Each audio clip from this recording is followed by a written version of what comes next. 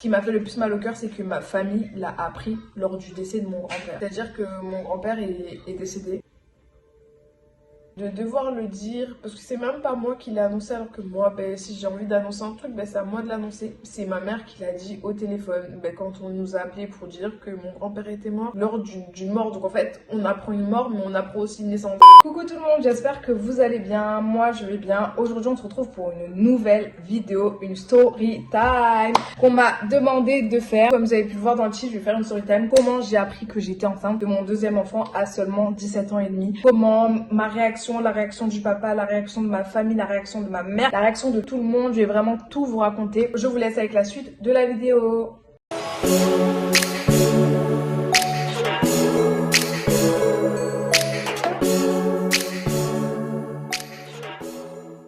On va commencer par le vif du sujet. Moi, je vais pas mettre du temps. Je vais vraiment raconter comment déjà j'ai senti que j'étais enceinte. J'étais en couple, enfin je suis en couple, pardon. Genre, à l'époque, j'étais en couple, oui, enfin je suis toujours en couple avec la même personne. Mais comme je vais parler du passé, je vais dire j'étais. Donc j'étais en couple, j'étais très bien dans mon couple. C'était pendant le confinement.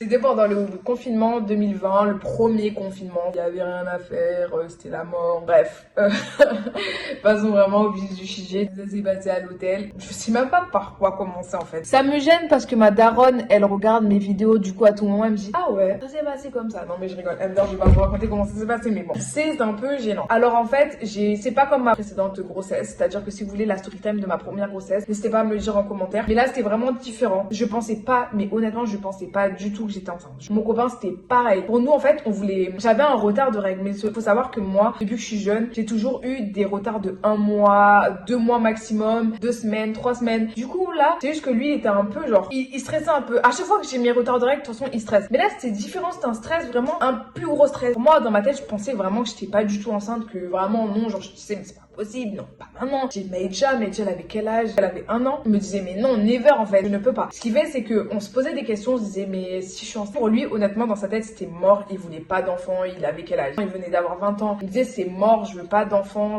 Non, pour moi, c'est pas maintenant. Parce qu'à l'époque, il avait son permis, mais il venait d'arriver ici, donc il avait pas sa voiture, il avait rien du tout. Il disait, c'est mort. Je veux pas d'enfant. Du coup, ce que j'ai fait, c'est que je lui ai dit, bon, tu viens chez moi, amène-moi un test de grossesse, et au moins, on va savoir vraiment si je suis enceinte ou pas, mais dans tous les cas, je pense. Le lendemain matin, il toque chez moi, il me donne le test de grossesse, je dis, allez, j'y vais, on se fait un bisou, et là, genre, tachycardie, je vais dans la salle de bain, je me mets un peu aux toilettes, je vais dans la salle de bain, je me mets dans la douche de ma mère, je fais pipi dessus, je dépose le test, je regarde pas pendant 2-3 minutes, et là, non mais, on va dire que ça, c'est le test de grossesse. Je suis comme ça, genre, je tremble, je suis comme ça. Je tourne, et là, je reste comme ça. La tête de ma mère, je reste comme ça. Et là, les larmes, elles coulent. Ça me donne des frissons tellement, genre, ça me stresse d'en parler. Parce que ce moment-là, j'ai cru que j'allais tomber dans les pommes. Je suis comme ça. Les larmes, elles commencent à couler. Et genre, pendant 5 minutes, je vous jure, pendant 5 minutes de ma vie, je suis restée comme ça. Je voulais pas sortir. Je voulais pas sortir de la salle de bain parce que je savais qu'en lui montrant, c'est pas qu'il allait être dégoûté, c'est que même pour lui, un avortement, c'est dur. Même si t'as pas envie d'avoir un enfant, il sait que l'avortement, c'est dur. Du coup, je sais que je savais pas comment lui dire. Et du coup, je me dis, allez, Samja, on y va. Et genre là, j'arrive dans la chambre. Il était avec Maïja. En plus, genre, il regardait les titounis. Donc, c'était vraiment 2 salles, 2 ambiances. Donc, il regardait les titounis avec Maïja. Et j'arrive et je lui donne. Et je lui donne comme ça. Je fais ça. Et genre, je me couche sur le lit et je commence à chialer ma race. Parce qu'en fait, pour moi, c'était sûr et certain que je voulais pas avorter. Moi, je voulais pas avorter. Moi, c'était mon fils. Enfin, je savais pas que c'était un garçon à l'époque là, mais pour moi, c'était mon enfant. Je voulais pas avorter. C'était mort. Du coup, je savais pas quoi dire. Je lui ai balancé le test et je suis partie chialer dans mon lit. Et là, il me regarde et il pleure. Je me dis, mais il va pas se mettre à pleurer et tout. Il me regarde, il me fait, comment on fait? Genre, qu'est-ce qu'on fait? Moi, la première phrase que je dis, c'est que non, en fait, pour moi, je peux pas avorter. Et il me fait, t'es sûr? Moi, je peux pas avoir d'enfant maintenant. Comment on va faire? On n'habite pas ensemble. J'ai pas de voiture. Je suis même pas stable financièrement parce que il a un bon travail, il a un bon salaire, mais pour lui, enfin vous connaissez les garçons, ils voient toujours plus, ils veulent être riches alors que bon bref, pour lui il était pas stable financièrement alors qu'il gagnait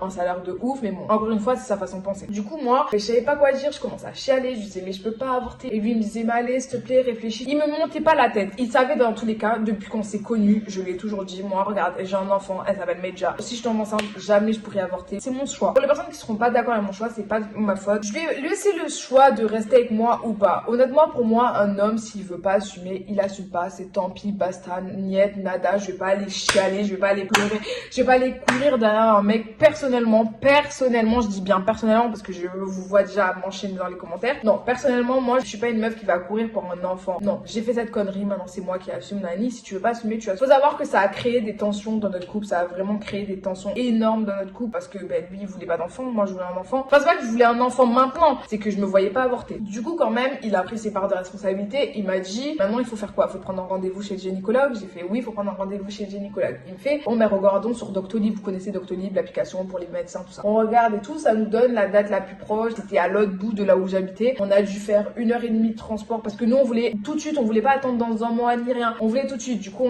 il m'accompagne au rendez-vous. Bien sûr, avec le Covid, personne. Faut savoir que je l'ai su le 15 ou le 16 mai, au tout début de ma chaîne YouTube. Il m'accompagne et tout, donc il peut pas rentrer. Du coup, je vais au rendez-vous. Au début, le gynécologue, il croit que c'est une simple visite. Je dis, bon, en fait, je suis pas venue pour ça. Moi, je suis venue parce que je pense que je suis enceinte. J'ai fait un test de grossesse et il s'avère qu'il est positif. Mais j'aimerais être sûre qu'il le soit. Ah, vous avez pas fait de prise de sang? On va voir ça. Du coup, il arrive et tout. Même pas, il me dit, vous êtes prêts? Du coup, il me fait pas une échographie du ventre. Il me fait une échographie vaginale. Il me l'enfonce sa race maudite. Il me dit, mais oh my god. Il me dit, vous voulez écouter le cœur du bébé? Moi, je suis là. Il t'entend déjà boum boum boum. J'ai l'impression que les gynécologues ils sont là pour t'empêcher d'avorter. Même si dans ma tête je voulais pas avorter, ils me laissaient même pas le choix. Genre après ils me rassuraient, ils me disaient non mais c'est pas pour vous. Hein. Si vous voulez avorter, vous avortez. Si vous voulez pas avorter, vous avortez pas. En mode ils se dédouanaient de ce qu'ils faisaient. Bref, c'est pas ça. Je fais les échographies. Il me dit bon bah vous êtes bien enceinte de 6 semaines. Donc 6 semaines ça fait 1 mois et quelques semaines à peu près. Je vois le petit truc, le cœur, j'ai des frissons, j'ai envie de chialer, j'ai envie de pleurer, je sais pas quoi faire. Le rendez-vous passe, il me dit bon ben on cale un rendez-vous. Si vous voulez avorter, vous m'appelez. Si vous voulez pas avorter, eh ben vous venez au rendez-vous qu'on a placé. Je dis d'accord. En sortant, oh putain j'en ai les frissons d'en parler parce que c'est vraiment en vrai ma grossesse. Enfin je pense que vous avez vu un moment j'étais absente pendant 2 mois sur YouTube. C'est parce que ma grossesse en vrai j'ai eu énormément de hauts et de bas, que ce soit avec ma famille. Enfin quand je dis ma famille c'est plutôt ma mère, avec mon copain, tout ça. Donc c'était un peu compliqué. Dieu merci à l'heure d'aujourd'hui tout le monde est heureux. Mon copain il est heureux d'avoir Keaton. Je suis heureuse, ma mère elle est heureuse. Oh, je sens que je vais chialer. Regardez, j'ai vraiment la chair de poule d'en parler. C'est que vraiment, c'est pas que j'en ai souffert, mais c'était un peu, voilà. Bref, je sors du rendez-vous. Il me demande, enfin, pas qu'il me demande pas comment ça s'est passé, mais c'était un peu chelou. Genre, il voulait savoir sans vouloir savoir. Du coup, moi, ce que j'ai fait, c'est que j'ai donné l'échographie. Il l'a ouvert, il m'a regardé, il a refermé, il me l'a donné. Et là, on a créé le plus gros blanc de l'histoire de l'humanité. Genre, il y a plus de paroles, il y avait rien. On retourne au tram, on rentre, je sais plus, on rentrait chez qui, chez lui ou chez moi, je sais plus, on allait où. On est rentré et tout. On a carrément vesqué ce qui venait de se passer. On parlait, on rigolait comme si de rien n'était. On faisait genre que j'étais pas enceinte, genre, je sais pas. C'était genre, pour nous, c'était un moyen de pas se déchirer en fait, parce que l'un et l'autre, on était en désaccord. C'était un peu compliqué de s'entendre sur un point qu'on n'est pas forcément d'accord. Du coup, on a préféré un peu vesquer. Sauf que plus les jours passent, plus les semaines passent, plus on s'aperçoit quand même que je suis enceinte. À ce moment-là, ma mère, ma famille, personne au courant, à part nous deux. Ce qui fait que ça commence aussi à créer des conflits, parce que moi, je veux le dire à ma mère, mais lui, il dit qu'il veut attendre qu'on le dise parce qu'il veut attendre Annie. Il commence quand même à me dire alors tu veux avorter ou tu veux pas avorter? Je lui dis dans ma tête mais je ne veux pas avorter. J'essayais de lui faire comprendre que si voulait pas assumer, c'est pas grave. Je lui faisais comprendre que c'est pas grave. J'ai su quand même élever, si je peux dire, Meja sans son père. Pas pour les mêmes raisons bien sûr parce que j'ai déménagé, mais c'est une histoire totalement différente. Bref, si vous voulez connaître l'histoire, venez sur mon TikTok. J'ai quand même fait pas mal de TikTok par rapport à cette histoire. Enfin c'est pas le sujet. Un jour on était au téléphone et tout et je sais pas en fait, à force de me poser la question, pas forcément lui en fait, moi de moi-même, parce que forcément t'as déjà un enfant, t'as que 17 ans et demi. À ce moment-là je passais mon bac, Dieu merci j'ai eu mon bac, j'avais quand même mes études en septembre. Je me disais Samidja, qu'est-ce que tu fais? Est-ce que tu le gardes? Est-ce que tu le gardes pas? Qu'est-ce que tu fais? Sachant que entre temps ma mère a appris qu'elle était enceinte. J'étais enceinte plus qu'elle, mais elle dès qu'elle a su, elle a dit à tout le monde, à toute ma famille, le jour même tout le monde a été au courant. Vous connaissez déjà encore plus le stress que moi je suis enceinte plus qu'elle, mais que personne n'est au courant à part moi et le papa. C'est super stressant. Du coup je me posais la question, t'as quand même ta mère qui est enceinte en même temps que toi, t'as que 17 ans et demi, t'as pas fini tes études, parce que moi j'ai besoin d'aller jusqu'en master. Je me disais mais non, genre je me suis promis qu'après Meja je finissais d'abord mes études, je faisais mes projets professionnels et après je pourrais envisager d'avoir un enfant, ou peut-être attendre que Meja aille minimum à l'école. Je me disais ça dans ma tête. C'est là où je commençais à pleurer. Je me disais dans ma tête, est-ce que j'avorte? Je pensais même plus à lui, je pensais même plus à ma mère, je pensais plus à personne à part moi. Je me disais, est-ce que tu vas te sentir bien d'avoir 2 enfants? Est-ce que tu vas réussir? Est-ce que tu vas gérer? Parce qu'à l'époque j'avais pas encore d'appartement, je vivais toujours chez ma mère. Je me disais déjà c'est la galère de trouver un appartement. Est-ce que je vais en trouver un pour mes enfants? Est-ce que je vais pouvoir subvenir à leurs besoins avec l'argent alors que j'ai pas forcément de travail? Et là ma tête elle commence à cogiter, j'ai commencé à tomber mais hyper bas. Je voulais parler à plus personne, je m'embrouillais H24 avec ma mère parce que déjà j'avais le secret là. Ma mère, je sais pas, elle était avec les hormones, elle me la mettait, mais elle m'en mettait jusque là. Du coup je me disais oh my god, mon copain qui me stressait, Meija qui commence à marcher avec le stress, qu'elle se fasse mal, j'avais ma tête partout. Je me disais oh my god, genre qu'est-ce que je fais? Jusqu'à ce que non en fait, je me suis repris en main, genre une semaine après, j'ai donné rendez-vous à mon copain chez lui. Je lui ai dit tu sais quoi, tiens, j'ai fait une lettre parce que moi je suis une personne genre hyper émotionnelle et quand j'ai besoin de vider mon sac, je l'écris et du coup ben si je veux le lire, je le lis. Du coup je lui ai dit tu veux écrire la lettre et genre sur la lettre, genre je lui ai dit genre notre relation, je lui ai dit tout notre relation parce que dans une relation dans tous les cas ça va, il y a toujours un truc qui est mauvais. Je lui ai dit ce que j'aimais, ce que j'aimais pas et à la fin je lui ai dit ma décision finale et que j'avais plus envie de repenser et entendre ce mot avorter. Je lui ai dit ça clairement. Il s'est mis à pleurer encore une fois. Oh my god. Je me suis mis à chialer, on a chialé tous les deux, on s'est pris dans nos bras, on chialait tous les deux. Et en fait, il a accepté sans accepter. Parce qu'en fait, à la moindre dispute, il me le reprochait. Donc en fait, il a accepté sans accepter. En fait, c'est quand on mène une vie de couple normale. Ah, regarde, nanana. Il apprend que c'est un garçon, il est super content, il fait ah, moi je savais que ça allait être un garçon, genre en mode, voilà, il était super content que ça allait être un garçon. On vivait notre couple normalement jusqu'à ce que se passe cet été, genre juillet, août. Je vais dire un truc que même ma mère elle sait pas. C'est qu'on s'est séparés pendant 2 mois parce qu'en fait, je pense que c'est la peur de devenir papa, la peur de ne pas se sentir prêt. Ben, en fait, on a mis un terme à notre relation pendant 2 mois et genre ça m'a mis dans un état, mais j'étais au bout de ma vie. Quand je dis j'étais au bout de ma vie, c'était que j'étais vraiment au bout de ma vie. J'étais pas forcément au bout de ma vie parce que genre j'allais m'occuper de mes enfants seule. C'était plutôt parce que cette personne, je l'aime, vous voyez, je l'aime. Et quand un couple est pas en accord et plutôt sur un désaccord, ça fait super mal. Et du coup, ben, d'avoir passé, genre, même si c'est que 2 mois, je sais qu'il y a des personnes qui vivent pire, je le sais qu'il y a des personnes qui vivent pire. Bref, excusez-moi. J'aimerais saisir parce que, bref, je suis trop la miskina là, ça me saoule. Je sais que ça a été 2 mois les plus pires de ma vie parce que on était rentré dans un stade de toxicité, je sais pas comment on dit, on est rentré dans un stade s'insulter à longueur de journée, et toi t'es ci, et toi t'es ça, et toi nanani, et toi nanana, que ce soit autant moi que lui. Et du coup c'était vraiment les 2 mois, quand je vous dis les plus pires de ma vie, c'est que c'était vraiment horrible. Entre temps, putain, je sais plus quand c'est que je l'ai dit à ma mère, si c'était à mon anniversaire ou si c'était quand j'ai eu mon bac. Putain, je sais plus du tout si je l'ai dit à ma mère quand j'ai eu mon bac ou si c'était à mon anniversaire, dans tous les cas entre les deux. Et quand j'ai commencé à le dire à ma mère, sachant qu'elle était aussi enceinte, imaginez quand même encore pire les conflits et elle entendant encore des est-ce que tu veux avorter, est-ce que tu veux ci, est-ce que tu veux ça. Je vous jure que j'étais dans un mal le plus total. J'avais envie de me barrer à je sais pas où, dans une ville où que je revois plus personne. Je me casse avec ma fille, je vois plus personne, que ce soit ma mère, je voulais plus voir personne parce que limite j'avais l'impression qu'on s'acharnait sur moi par rapport à mes choix. Donc bref, vraiment ces 2 mois,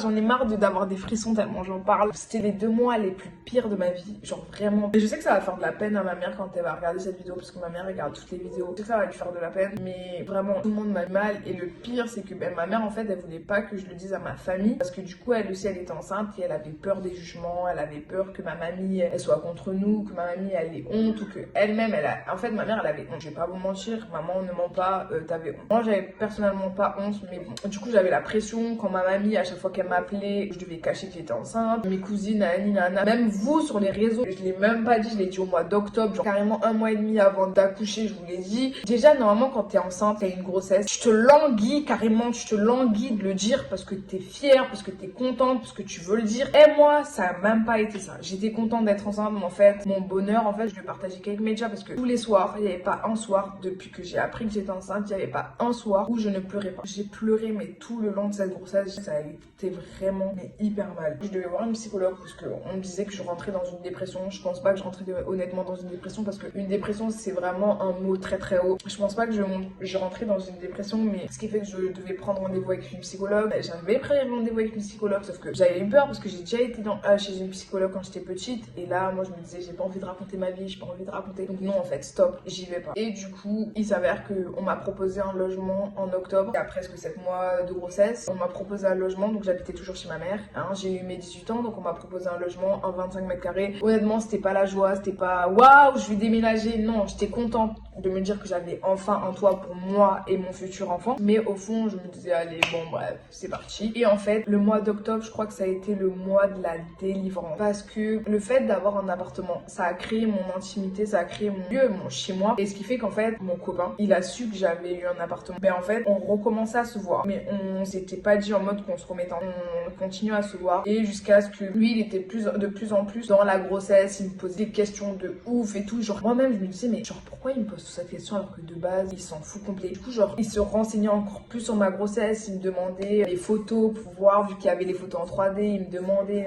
Yana, on recommence à se taper des fous rires, parce que vraiment moi et mon copain on passe nos journées à avoir des fous rires de malade, genre à rigoler, à faire des... J'ai besoin d'avoir un couple comme ça, moi je veux pas un couple qu'on rigole pas, et genre on recommence à avoir cette complicité qu'on a toujours eu. Même lui il voyait que en fait voilà quoi. On s'est remis ensemble depuis octobre, Dieu merci, on a mûri, on a grandi, il y a plus de trucs de toxicité si c'est comme ça qu'on peut dire. Ah putain ça me saoule. Mais du coup voilà, je sais plus ce que je voulais dire. Parce que maintenant qu'on a passé le drame, je peux redevenir heureuse de savoir que voilà. Je sais plus quoi dire maintenant que je vous ai raconté mon back down là. Parce que vraiment personne n'est au courant de ça. Personne. Que j'étais vraiment mal, mais j'en ai jamais parlé à mes abonnés sur live et tout. J'ai jamais dit ça. Du coup on s'est remis ensemble et tout. Après je vais pas vous mentir que quand même, depuis octobre jusqu'à la naissance de Keaton, dans les petites disputes c'était ah mais c'est pas moi qui ai voulu avoir un enfant. Vous avez ce côté là de toxicité là. Franchement ça c'était horrible d'entendre ça. En plus les hormones qui travaillaient toujours, c'était vraiment horrible. Mais bon, comme je vous ai dit, heureusement à l'heure actuelle tout a changé, tout est parfait. Ah oui, et du coup les dernières personnes à être au courant quand même, et ce qui m'a fait le plus mal au cœur, c'est que ma famille l'a appris lors du décès de mon grand-père. C'est-à-dire que mon grand-père est décédé. Il est décédé fin octobre ou début novembre, je me souviens plus parce que j'ai pas envie de penser. J'ai pas envie de penser à ça.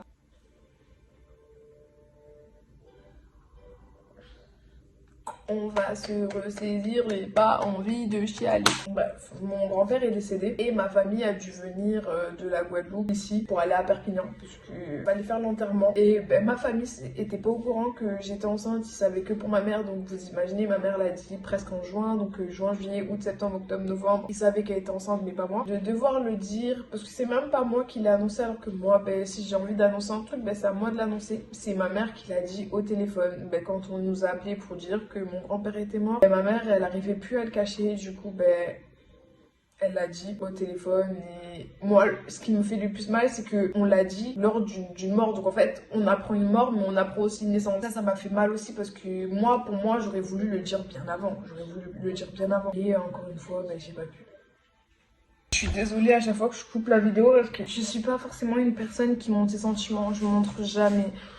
Je montre jamais quand je suis mal, je montre jamais quand je pleure. J'ai craqué une seule fois devant vous, c'était en live, mais vraiment je suis pas une personne qui pleure et qui dit ses sentiments. Donc ça je sais que ma famille va voir cette vidéo, je sais que tout le monde va regarder cette vidéo. Donc je sais pas quoi dire. Voilà, ça m'a fait mal de savoir que j'étais obligée de le dire à partir du moment où il y a eu une mort dans ma famille et que ma famille était obligée de venir en France, donc ils étaient obligés de passer par nous, du coup on allait se voir, donc on était obligés de leur dire, et ça m'a fait vraiment mal. Je pense que voilà, c'est comme ça que ma famille a su que j'étais enceinte par rapport à la mort de mon père. Donc ça franchement c'est horrible.